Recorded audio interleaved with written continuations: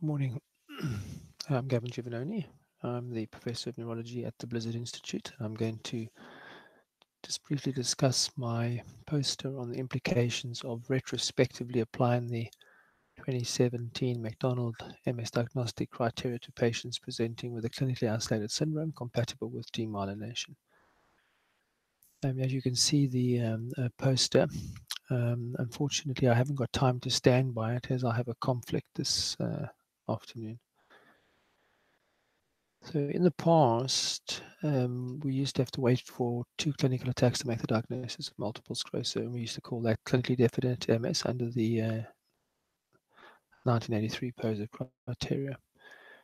However, with the evolution of the criteria, we've been able to make the diagnosis of MS sooner. So if you look at the MRI, as soon as you have MRI with new lesions, you would have diagnostic criteria fulfilled under the 2011 criteria. If you had gait-enhancing lesion on the baseline scan, you could even make the diagnosis earlier. And with the latest rendition of the diagnostic criteria, if you have a CSF at the baseline, provided you've got multiple lesions on your scan and your CSF is positive, you fulfill both the dissemination in time and space, and therefore you will have multiple sclerosis diagnosed even sooner. The question now is, if you do the lumbar puncture after you've labeled somebody with CIS, you can potentially go back and retrospectively diagnose them with having MS. In other words, change the original diagnosis from CIS to MS. This may cause problems, and for this reason I did a survey of British MS experts, and essentially highlight these in these questions.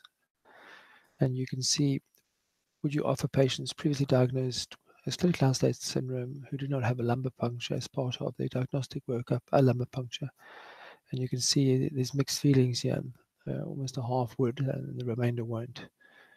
Would you recall patients who've previously diagnosed, who have a positive analysis, and now tell them they have MS? In other words, retrospectively apply the criteria. And you can see the majority of patients said no, with the minority saying yes. So people feel these criteria shouldn't be, on average, shouldn't be applied retrospectively. And similarly, when you go to question 3, how do you think the new McDonald criteria should be applied? And you can see there's a bit of a conflict here because the minority talk about it prospectively, and the majority feel that we should go back and apply them retrospectively. In other words, to people previously diagnosed as CIS who have a positive CSF. Now, the questions about whether or not there's ethical is another issue. And you can see with question 4, do you think you're ethically obliged to reclassify patients as having been diagnosed in the past with older criteria? And you can see here there's a clear mix between the different people who answered the survey, with 44 saying no, 39 or 40% saying yes, and a significant number being undecided. Question 5, do you think the reclassification or not of patients as having multiple sclerosis when they were previously diagnosed with older criteria has legal implications? And you can see there's a three-way split here between yes, no, and not sure. So people are quite confused about the legal implications of this. There are legal implications, because if somebody, for example, filled in an insurance policy and put CIS down, and now they have MS that goes retrospectively, it'll influence their insurance claim, for example. So that's the kind of legal issues that may arise. Question 6, do you think the reclassification or not of patients as having MS when they were presented has implications for the individual? Absolutely. You can see the majority of people who feel the individual will have issues about this, simply because in the past you've told them they haven't got MS, you told them they've got clinically isolated syndrome or possibly at risk in the future, but now you can go back to them and say, actually, I made a mistake. The new criteria tell me that you have got MS. And this has implications because in certain healthcare systems, you may be able to treat people when they're diagnosed with MS, but not when they have CIS. So this has implications for the individual.